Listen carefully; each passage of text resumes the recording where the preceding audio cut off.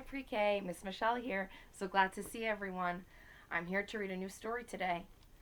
Today's story is called Bottle Houses, The Creative World of Grandma Prisby. It's written by Melissa Eskridge Slaymaker and illustrated by Julie Patchkiss. Now, this story is nonfiction, so it's a true story. It's a true story about Grandma Prisby. And I'm excited for you to learn about her because I think she's a pretty awesome lady and very inspiring. So here's a picture of the front cover. And here's a picture of the back cover. All right, let's get started. We'll go to the first page. Being inside one of Grandma Prisby's houses was like being inside a rainbow or a kaleidoscope or a jewel. The walls sparkled in sunlight and in lamplight they glowed. Some rooms were the colors of flame, others were shades of sky. Some were red as rubies, others were diamond clear. All shone like glass, because glass is what they were. Grandma Prisby lived in a bottle village. Bottle village. That sounds so interesting. For a long time, Grandma Prisby didn't live anywhere in particular, and she didn't have a house. She was too busy to have one. She'd been traveling around in a trailer with her family. She liked to keep reminders of where she'd been, but there's not much room for reminders in a travel trailer, so she collected pencils.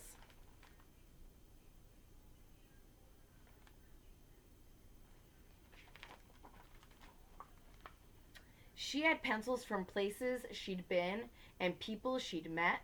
There were thousands of pencils, so many that she started making things with them.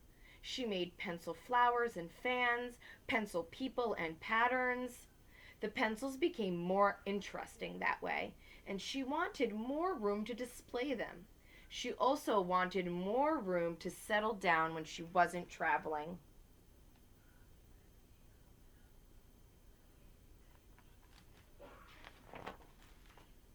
Grandma Prisby had some land in California, but she didn't have enough money to build a house in a regular way. But Grandma Prisby wasn't a regular sort of person who did things in a regular sort of way. One day, when she was visiting her land in California, she decided to drive down the road to the garbage dump to see if she could find something to build a house with. Everything under the sun shows up at the dump if you wait long enough, she said. I found a photograph of the Queen of England, a statue of a saint, and a crystal chandelier. What some people throw away, I believe, are beautiful treasures.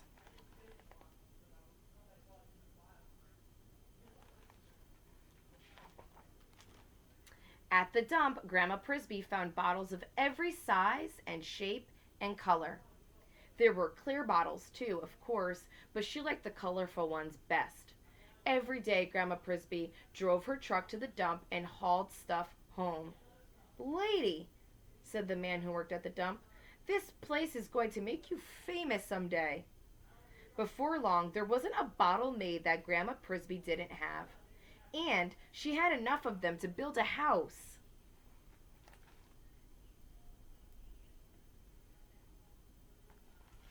So Grandma Prisby wants to build a house with glass bottles.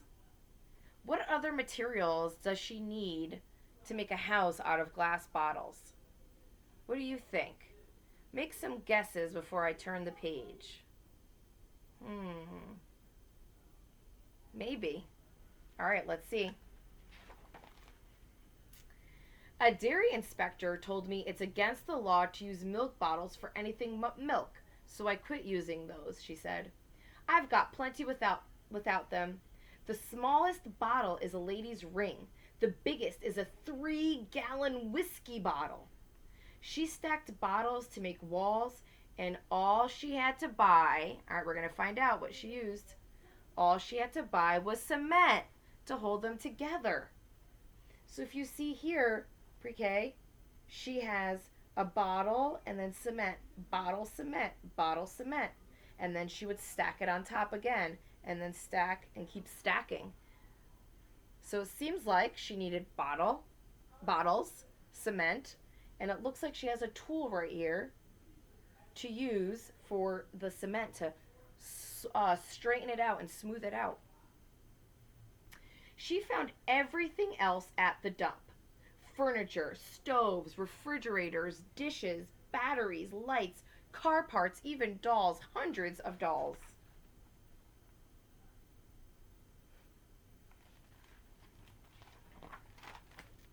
She built a bottle house for her pencil collection and another one for her dolls. She built a bottle chapel and a bottle bird bath.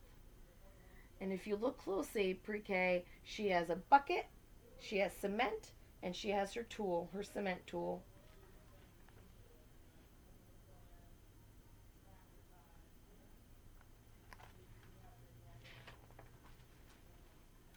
She made a wishing well of blue bottles and a rumpus room of green ones. And I'm looking in her rumpus room and I see a piano and some maracas hanging from the ceiling.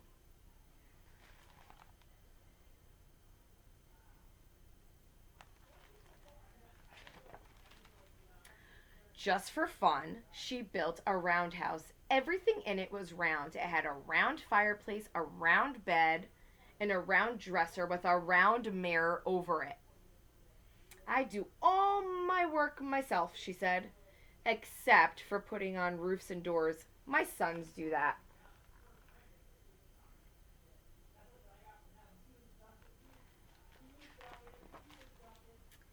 And when she wanted a change from building with bottles, she tried other things.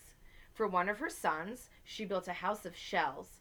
Shells of all kinds and countless polished rocks and rhinestones. Nearby, she made a singing tree. It had more than 1,000 bottles hanging from it, and when the wind blew, the air resounded with the songs of tinkling glass chimes.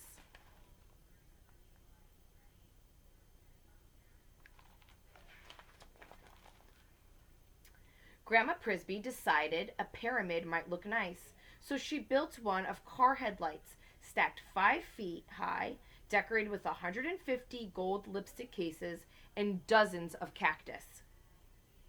The cactus remind me of myself, she said. It's independent, prickly, and asks nothing from anybody, and it blooms in all colors.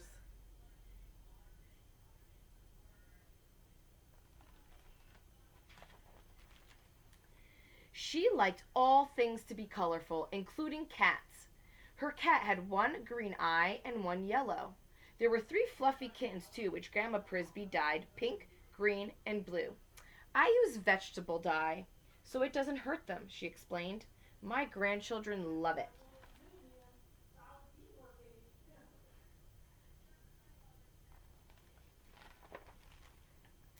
Of course, folks began to wonder what was going on, and they started dropping by. Just a few came at first, then a lot. Grandma Prisby built a bottle cabana in the shade where she served her guests homemade cookies and lemonade. With so many people walking around, sidewalks seemed like a good idea. Grandma Prisby paved pretty paths from place to place, using odds and ends of this and that: broken dishes and chipped tile, lost buttons and bottle caps, shells and rocks.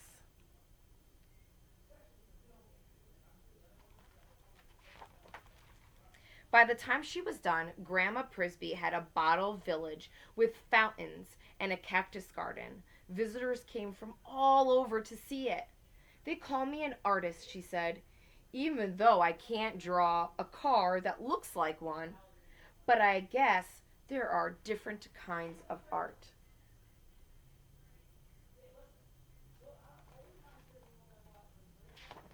The end. So, if you think about it, Grandma Prisby is really special because she was able to build her own home and build several other homes for guests and for her visitors that came later on in her life who were so curious about where she lived, and for her children. And she didn't buy most of the materials. Most of the materials she used were things that she found in a dump, which I just find to be really inspiring creative and super earth friendly. Now, before we talk more about that, I wanted to show you some photos some actual photos of Grandma Prisby's village, and there's also a photo of Grandma Prisby. Now, Grandma Prisby's not alive anymore. She died many, many years ago, but her village is still there. And it's a really special place in California that you can visit. Maybe one day you might be able to visit her village. And now here's some photos. You can see here are the sidewalks. It says the mosaic sidewalk and the wall that surrounds Bottle Village, which is this right here. And then this is inside the roundhouse, and you can see sunlight coming in through all the bottles. And then right here is a display from Grandma Prisby's pencil collection.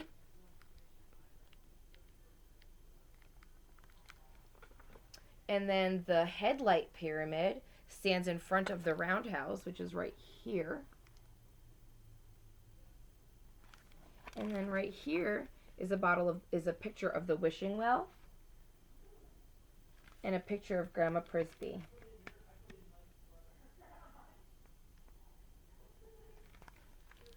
The end. So pre-K, of course, we can't go to a dump because it's not safe for children to go visit a dump to find old materials that people have thrown away. But at home, you can easily start collecting some discarded items. Maybe an old glass jar that's empty. Maybe you have glass jars with jam in them or peanut butter, pickles. Once you finish those up, you'll have an empty glass jar and you can start collecting those. You can collect bottle caps that will be right in your house. You can collect old pencils, maybe pencils that no one uses anymore, or those really short pencils if you have them lying around in your junk drawer somewhere. Things like that are so easily found in your home. Maybe you can even start a collection. You can get a small cardboard box or a basket and ask your family that when they're done with the glass jars to clean them out, and you can collect them in your basket of glass jars. And maybe you can have a small basket of bottle caps. And then once you have enough, dump them out maybe on the kitchen floor might be the safest spot for that. Of course, make sure you have a family member with you, an adult, and get inspired. See what comes to your mind as you're looking at them, touching them, moving them around, and ideas will start to come. And maybe after reading this book, it will give you also some ideas of what you can do. All right, pre-K. I will see you later today. Have a great afternoon.